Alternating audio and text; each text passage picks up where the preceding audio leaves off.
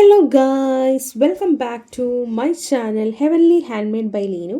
എന്തൊക്കെയുണ്ട് വിശേഷം? എല്ലാവർക്കും സുഖമല്ലേ? എല്ലാവരും സുഖമായിട്ടും സേഫായിട്ടും ഹാപ്പി ആയിട്ടും ഇരിക്കുകയെന്ന് വിചാരിക്കുന്നു. അപ്പോൾ ഇവിടെ നൈറ്റ് ആയപ്പോഴത്തേക്കും കരോളുകാർ വന്നിട്ടുണ്ട്. ഞങ്ങളുടെ പള്ളിയല്ല, ഇതെന്ന് പറഞ്ഞേക്കുന്നത് നിങ്ങളിവിടെ തന്നെ തൊട്ടടുത്തുള്ള ബേദലഹേം എന്ന് പറഞ്ഞൊരു പള്ളിയാട്ടം. ഞങ്ങളുടെ പള്ളി എന്ന് പറഞ്ഞിരിക്കുന്ന ഒരു വെറൈറ്റി പള്ളിയാണ് കേട്ടോ.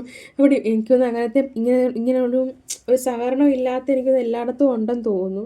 ആക്ച്വലി ഇവിടെ ശരിക്കും പറഞ്ഞുള്ള മെയിൻ പ്രശ്നമെന്ന് വെച്ചാൽ, ഒന്നാമത് പിള്ളേരില്ല. ഉള്ള പിള്ളേരാണെങ്കിൽ പ്രായമുള്ളവർ പറയുന്നത് കേൾക്കത്തില്ല, പ്രായമുള്ളവർ പറയുന്നത് പിള്ളേർ സെറ്റും കേൾക്കത്തില്ല. രണ്ടുപേരും അങ്ങോട്ടും ഇങ്ങോട്ടും അടിയാണ്. അപ്പം സത്യം പറഞ്ഞാൽ ഇപ്പം നമ്മൾ ഏത് കേസിലാണെങ്കിലും മാരേജ് ആണെങ്കിലും അതുപോലെ തന്നെ എൻ്റെ ഒരു കൺസെപ്റ്റിൽ രണ്ട് കൂട്ടരും ഒരുപോലെ പോകുമ്പോഴാണ് അവിടെ ഒരു ഗ്രോത്ത് സംഭവിക്കുന്നത്. ഇല്ലെങ്കിൽ അവിടെ അങ്ങ് സ്റ്റക്കായി പോകുമെന്ന്. അപ്പം ഞാൻ കുറച്ച് വാന നിരീക്ഷണ കാര്യങ്ങളൊക്കെ ചെയ്യുകയാണ്. ഇത് ശരിക്കും പറഞ്ഞാൽ ഞാൻ 2-3 ദിവസം മുന്നേ എടുത്ത വീഡിയോ ആട്ടോ. അപ്പോൾ കുറേ നക്ഷത്രങ്ങളൊക്കെ അവിടെ ഇവിടെ ആയിട്ടൊക്കെ തിളങ്ങുന്നൊക്കെ നിങ്ങൾക്ക് കാണാനായിട്ട് പറ്റുമെന്ന് തോന്നും. അപ്പോൾ ഞാൻ ഫോട്ടോസൊക്കെ സെപ്പറേറ്റ് എടുത്തിട്ട് ഇൻസ്റ്റഗ്രാമിലൊക്കെ എൻ്റെ പേജിൽ പോസ്റ്റ് ചെയ്തിട്ടുണ്ട്, സ്റ്റോറി ആയിട്ടൊക്കെ. അപ്പോൾ ഭയങ്കര തണുപ്പായിരുന്നു. ഞാൻ 4 മണി 4:45 എണീറ്റപ്പോൾ തന്നെ ഭയങ്കരமான തണുപ്പായിരുന്നു. ഞാൻ ഉടനെ തന്നെ ചൂടുവെള്ളം എടുത്ത് കുടിച്ചു കേട്ടോ. മീൻസ് ആ ഒരു പനിയൊന്നും വരാതിരിക്കാൻ വേണ്ടിയിട്ട് ചൂടുവെള്ളം. അപ്പോൾ ഞാൻ എല്ലാ ദിവസവും മീൻസ് സ്റ്റീം ചെയ്യാറുണ്ട്. മീൻസ് നമുക്ക് ആവി പിടിക്കാറുണ്ട് കേട്ടോ. എന്ത് തുളസി വെള്ളമൊക്കെ ഇട്ട് ആവി പിടിക്കാറുണ്ട്. എന്തിനാണെന്ന് വെച്ചാൽ പെട്ടെന്ന് മൂക്കൊന്നും ഇങ്ങനെ അടയാതിരിക്കാൻ വേണ്ടിയിട്ടാണ് ഞാൻ അങ്ങനെ ചെയ്യുന്നത്. ഇപ്പം എനിക്ക് തോന്നുന്നു ഒരുപാട് അങ്ങ് തണുപ്പ് കൂടിയെന്ന് തോന്നുന്നു. 25 അടുക്കും തോറും ഇങ്ങനെ തണുപ്പ് ഇങ്ങനെ കുടിക്കൂടി വന്നുകൊണ്ടേയിരിക്കുകയാണ്. പിന്നെ നമ്മുടെ സെയിൽ വീഡിയോസ് എല്ലാം ഷോർട്സിൽ ഞാൻ അപ്ലോഡ് ചെയ്യുന്നുണ്ട് കേട്ടോ. ലോങ് വീഡിയോ ആയിട്ട് ഞാൻ ഡേ ടു ഡേ ലൈഫും പിന്നെ കുറച്ച് സ്മോൾ ബിസിനസ് ചെയ്ത് ഇനി ഇതിനകത്തേക്ക് ഇറങ്ങാൻ വേണ്ടിയിട്ടിരിക്കുന്നവർക്ക് വേണ്ടിയിട്ടുള്ള കുറച്ച് എൻ്റേതുള്ളൊരു എക്സ്പീരിയൻസ് വെച്ചിട്ടുള്ള കുറച്ച് കാര്യങ്ങളോടാണ് പറയുന്നത്.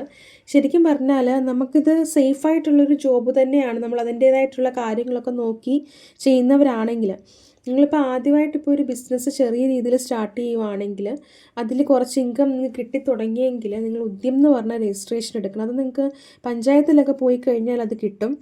പിന്നെ ഒരുപാട് വലിയ ബിഗ് സെയിലുകളൊക്കെ ഹോൾസെയിലൊക്കെ കണ്ടിന്യൂസ് ആയിട്ട് വരുന്നവരൊക്കെ ആണെങ്കിൽ നിങ്ങളത് GSTയും കാര്യങ്ങളൊക്കെ എടുക്കണം. മീൻസ് GST ഇപ്പം എല്ലാവരും GST എടുക്കണമെന്നല്ല. ഇപ്പം നമ്മൾ വെബ്സൈറ്റിൽ വിൽക്കുക, ആമസോൺ, ഫ്ലിപ്കാർട്ട്, മീഷോയ്ക്ക് എനിക്ക് തോന്നുന്നില്ലെന്ന് തോന്നും. പിന്നെ ആമസോൺ, ഫ്ലിപ്കാർട്ട്, മീഷോയിലൊക്കെ വിൽക്കുമ്പോൾ റിട്ടേൺ വരാനായിട്ട് ചാൻസ് ഉണ്ട്. അപ്പോൾ അതുകൊണ്ട് നിങ്ങൾ ശ്രദ്ധിച്ചിട്ട് വേണം അതിൽ നിങ്ങൾ കൊടുക്കാൻ വേണ്ടിയിട്ട്. അല്ലെങ്കിൽ നമുക്ക് തന്നെ വെബ്സൈറ്റൊക്കെ ഉണ്ടാക്കി നമ്മൾ തന്നെ ഇൻസ്റ്റഗ്രാമിൽ വീഡിയോസൊക്കെ ഇട്ട് റീച്ച് ഉണ്ടാക്കിയെടുക്കുക. ഓർഗാനിക് റീച്ചാണ് ഞാൻ ഉദ്ദേശിച്ചത്, ആർട്സ് വെച്ചിട്ടുള്ള റീച്ചല്ല. ഓർഗാനിക്, അത് കുറച്ചാവാൻ കുറച്ച് ടൈം എടുക്കും. അപ്പോൾ നിങ്ങൾ അതിന് വേണ്ടിയിട്ടുള്ള പ്രിപ്പറേഷൻസൊക്കെ നിങ്ങൾ ചെയ്യുക, നിങ്ങളുടേതായ രീതിയിൽ ചെയ്യുക. ബിക്കോസ് ഇതാരും ഒന്നും പറഞ്ഞു തരുത്തോ ഒന്നുമില്ല. അപ്പം അത് നിങ്ങളിങ്ങനെ ചോദിക്കേണ്ട കാര്യങ്ങളും ഇല്ല. കാരണം അതങ്ങനെ ചില സെല്ലേഴ്സിൻ്റെ അടുത്തൊക്കെ നിങ്ങളിങ്ങനെ ചോദിച്ചു കഴിഞ്ഞാൽ പെട്ടെന്ന് റെസ്പോണ്ട് ചെയ്യും, പെട്ടെന്ന് അവർ റിയാക്ട് ചെയ്യും. കാരണം ഓരോ സെല്ലേഴ്സും ഒത്തിരി കഷ്ടപ്പെട്ടിട്ടാണ് ഈ റോ മെറ്റീരിയൽസ് കണ്ടുപിടിക്കുന്നത്.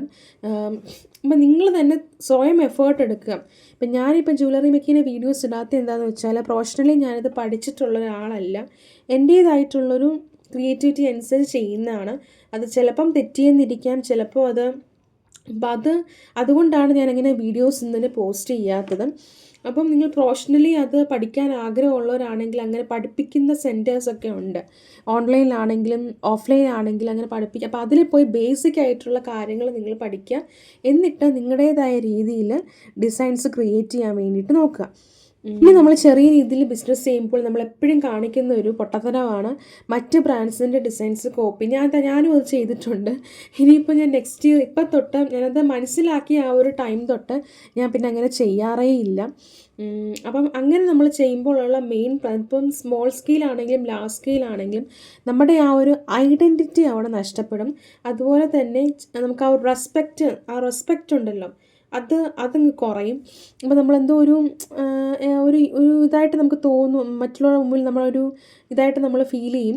അപ്പോൾ അതുകൊണ്ട് നിങ്ങൾ നിങ്ങളുടെ ആ ഒരു കഴിവ് എങ്ങനെയെങ്കിലും പുറത്തെടുക്കുക എന്നുള്ളതാണ്. വേറെ ബ്രാൻഡ്സിൻ്റെ ഡിസൈൻ മീൻസ് ഇൻസ്പയർ ചെയ്യുക. നമ്മളെപ്പോഴും ശ്രദ്ധിക്കേണ്ടതെന്ന് വെച്ചാൽ നമ്മുടെ ആ ഒരു ഐഡൻറ്റിറ്റി എപ്പോഴും കീപ്പ് ചെയ്യുക എന്നുള്ളതാണ്. അത് ചിലപ്പോൾ ഞാനിപ്പോൾ പറയുമ്പോൾ നിങ്ങൾക്കത് മനസ്സിലായില്ല, നിങ്ങളൊരു എക്സിബിഷന് പോയി കഴിഞ്ഞാൽ നിങ്ങൾക്കത് മനസ്സിലാവും. മാക്സിമം നിങ്ങൾ ചെയ്യേണ്ടതെന്ന് വെച്ചാൽ നിങ്ങൾ ട്രെൻഡിൻ്റെ പുറകെ ഒരിക്കലും നിങ്ങൾ പോവരുത്. നിങ്ങൾ തന്നെ സ്വയം ട്രെൻഡായി മാറുക. നേരത്തെ ഏതോ വീഡിയോയിൽ ഞാൻ പറഞ്ഞിട്ടുണ്ട്, സ്വയം ട്രെൻഡായിട്ട് മാറുക എന്നുള്ളതാണ്. പിന്നെ പല രീതിയിലുള്ള കസ്റ്റമേഴ്സ് ആയിരിക്കും നമ്മുടെ മുന്നിൽ വരുന്നത്. ചിലരാണെങ്കിൽ ബാർഗെയിൻ ചെയ്ത് റേറ്റ് കുറപ്പിച്ച് വാങ്ങിക്കുന്നവരുണ്ട്. അത് പ്രത്യേകിച്ചും ഈ ഹാൻഡ് മെയ്ഡ് ആയിട്ടുള്ള ഐറ്റത്തിനാണ് ഇവർ റേറ്റ് കുറപ്പിക്കുന്നത്. അങ്ങനെ വരുന്ന കസ്റ്റമേഴ്സിനെ നമ്മൾ മാക്സിമം അവോയ്ഡ് ചെയ്യുക. കാരണം അവർ നമ്മൾ ഒരിക്കലും റെഗുലർ ആയിട്ടുള്ള കസ്റ്റമേഴ്സ് അല്ല. നമുക്ക് വേണ്ടത് റെഗുലർ ആയിട്ടുള്ള നമ്മളെ ഹെൽപ്പ് ചെയ്യുന്ന കസ്റ്റമേഴ്സിനെയാണ്.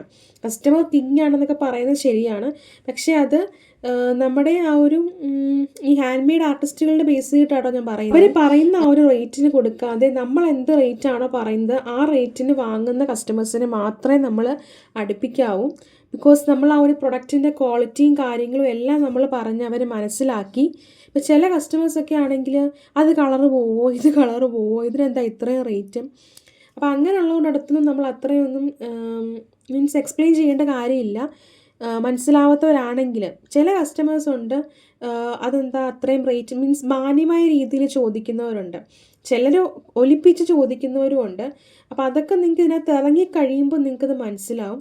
പിന്നെ നിങ്ങൾ ചെയ്യേണ്ടതെന്ന് വെച്ചാൽ ഫേക്ക് അക്കൗണ്ട്സ് വരുന്നത് മാക്സിമം നിങ്ങൾ ശ്രദ്ധിക്കും. ഇപ്പം ചിലപ്പം ഒരു ബ്രാൻഡ് ഇങ്ങനെ ഗ്രോ ചെയ്ത് വരുമ്പോൾ ഫേക്ക് അക്കൗണ്ട്സ് ഒരുപാട് കാണും.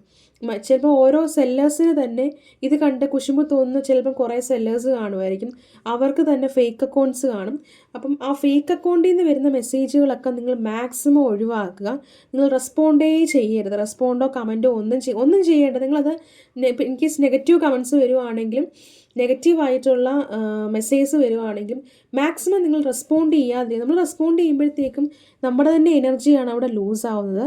ചിലപ്പോൾ അവർ പരമാവധി എല്ലാം നമ്മളെക്കൊണ്ട് ഇറിറ്റേറ്റ് ചെയ്യാൻ വേണ്ടിയിട്ട് ശ്രമിക്കും, പക്ഷേ ഒരു കാരണവശാലും നമ്മളതിൽ വീഴാൻ പാടില്ല കേട്ടോ.